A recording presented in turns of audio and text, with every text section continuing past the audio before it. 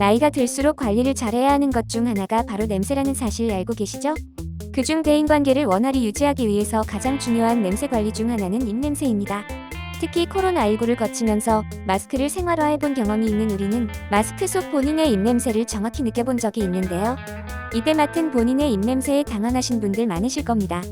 평소에 본인도 모르는 구취에 대해 다시 한번 생각을 하게 된 계기가 되셨을 수 있는데요. 살아있는 생명체라면 대사 과정에서 미세한 냄새가 불가피합니다. 또한 우리의 후각은 장시간 같은 냄새를 맡으면 둔감해지기 때문에 특히 본인에게서 나는 냄새라면 더욱더 둔감해질 수밖에 없는데요. 그렇다고 해서 이 냄새를 모르는 척 살아갈 수는 없습니다. 왜냐면 인간은 홀로 살아갈 수는 없기 때문입니다. 구취는 대인관계의 거부감이나 첫인상에서 불편함을 느끼게 할 수 있는데요. 그렇다면 구취의 원인은 무엇일까요? 사람은 하루에 1리터 이상의 침을 분비합니다. 침은 무색 액체로 99% 이상이 수분으로 이루어져 있습니다. 타액의 나머지 1%의 성분은 점액, 염화이온 효소, 단백질, 아미노산, 면역 요소 등 다양한 화학물질로 이루어져 있습니다. 침은 인간이 살아가는데 반드시 필요한 타액입니다. 소화력 증진, 향균력 강화, 치아 보호, 식도 보호, 활성산소 제거, 그리고 입안이 마르게 하지 않게 함으로써 구취 억제의 역할도 하고 있습니다. 침의 분비량은 나이, 성별, 식습관 등에 따라 개인차가 있는데요. 침이 가장 많이 분비되는 시간은 음식을 먹을 때이며 침이 가장 적게 분비되는 시간은 수면 상태입니다. 수면 중에는 침샘 근육 또한 운동이 활발하지 않기 때문에 타액 분비가 활발하지 않습니다.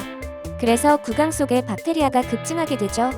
대부분 아침에 구취를 느끼시는데요. 바로 이 원인으로 인해 구취가 발생합니다. 아침에 구취는 양치하면서 해소됩니다. 세균이 대부분 씻겨나가기 때문입니다. 이후 양치를 하고 식사를 하면 구취가 해소되기 때문에 아침의 입냄새는 특별히 걱정하지 않아도 되는 분이 대부분입니다. 문제는 일상 즉 아침에 양치했는데도 계속해서 이어지는 구취, 그리고 활발히 활동하는 낮부터 잠들기 직전까지 구취가 하루 종일 이어질 때 심각해집니다. 삶의 질이 확 떨어지기 때문이죠. 이때의 구취는 왜 일어나게 되는 걸까요? 또한 나이를 먹을수록 구취가 나는 현상은 억제할 수 없는 걸까요?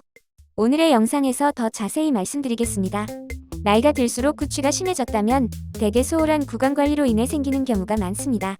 구강질환은 충치뿐만 아니라 구강 속 유해균에 의해 잇몸과 잇몸뼈 등의 세균 감염을 통해 염증이 발생해서 더욱더 심화될 수 있는데요. 고연령일수록 구강질환의 유병률이 높아지는데 반대로 구강관리는 소홀해진다면 입냄새가 심해질 수밖에 없습니다. 특히 흡연자와 당뇨질환을 앓고 있는 경우 입냄새가 생기기 쉬운 환경이 될 수밖에 없는데요. 흡연은 구강 내 세균의 번식을 도우며 입안의 염증을 더욱더 심화시킬 수 있습니다. 당뇨병 환자는 면역력이 약하고 상처가 잘 아물지 않기 때문에 구강질환 발생 시 염증이 더욱더 심해질 수 있습니다. 이런 분들이라면 입냄새가 더 심해졌다면 양치만 신경 쓰기보다는 1차적으로 치과에 가서 검진을 받아보시는 것이 중요합니다. 구강질환이 해결돼야 근본적인 냄새의 원인을 해결할 수 있기 때문입니다. 그 이후에 입냄새 관리는 당연히 하루 3번 양치질을 꼼꼼히 하는 것이 지켜져야 하는데요. 여기서 중요한 점양치질 이외에도 치실과 구강청결제 사용을 병행해야 냄새를 유발하는 유해균을 더 많이 죽일 수 있다는 것입니다. 양치질은 칫솔이 닿는 부분만을 관리할 수 있기 때문에 입속의 전반적인 세균을 관리하기가 힘듭니다. 칫솔이 닿지 않는 영역에도 세균을 제거하기 위해 양치 후 구강청결제로 헹궈주는 습관을 들이면 구취 제거에 큰 효과가 있습니다. 하지만 일상에서 양치질이나 매번 구강청결제를 사용하기 어려운 경우도 많은데요. 이때 가장 빠르게 구취를 없앨 수 있는 가장 간단한 방법은 수분 섭취입니다.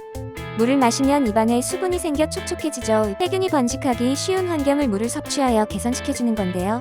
여기서 주의할 사실 탄산음료나 커피, 당분이 많은 음료를 마시면 오히려 구취 유발에 좋은 환경이 될 수 있습니다. 특히 식사 후 커피를 마시는 습관은 입냄새를 더욱더 악화시킬 수 있는 대여 커피의 종류에 따라 입냄새 차이가 심하다는 점도 알아두시면 좋을 것 같습니다.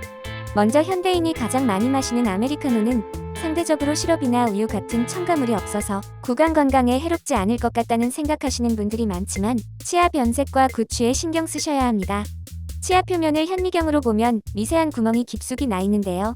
커피의 성분 중 하나인 탄닌의 검정색소가 구강 내에 남아있는 단백질과 결합해 이 미세한 구멍에 들어가 치아 안쪽 깊숙한 층에 착색이 될 수 있습니다. 또한 커피를 반복적으로 마셔 입안이 약산성인 상태가 유지되면 구취 박테리아의 활동이 점점 활발해질 수 있는데요.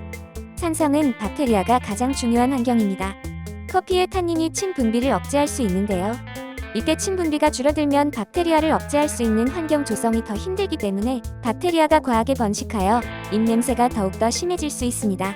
여기에 우유를 넣은 카페라떼는 구취에 어떤 작용을 할까요? 카페라떼의 우유가 탄닌의 작용을 완화해 치아의 착색은 아메리카노보다 덜하지만 우유에는 단백질 성분이 많죠.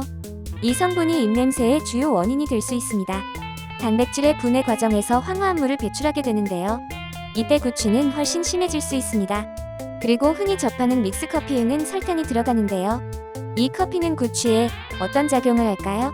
당도가 높은 식품은 치석을 쌓이게 하고 충치를 유발할 수 있는 환경을 조성하죠.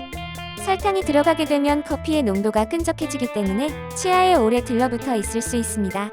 그래서 구강세균이 번식하기 더욱 좋은데요. 이 세균은 잇몸에도 침투해 치주 질환까지 번질 수 있습니다.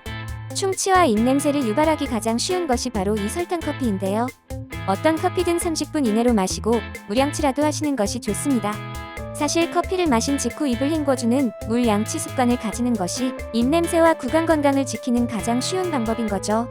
게다가 커피를 마신 직후에 양치질을 바로 하시는 것은 오히려 독이 될 수 있습니다.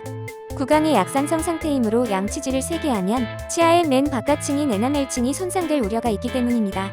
그래서 커피를 마신 후 물 양치만 해주시고 15분쯤 지난 뒤 양치질 하시는 것을 추천해드립니다. 여기서 물 양치도 어려운 상황일 경우 무설탕 껌을 씹어 입안의 산도를 낮춰주는 것도 큰 해결책이 될 수 있습니다. 삶의 질을 떨어뜨리는 구취. 오늘의 영상에서 알려드린 구취를 억제하는 생활습관, 팁이 삶의 질을 개선하는 데 큰 도움이 되셨으면 좋겠습니다. 지금까지 꿀다리 통신이었고요.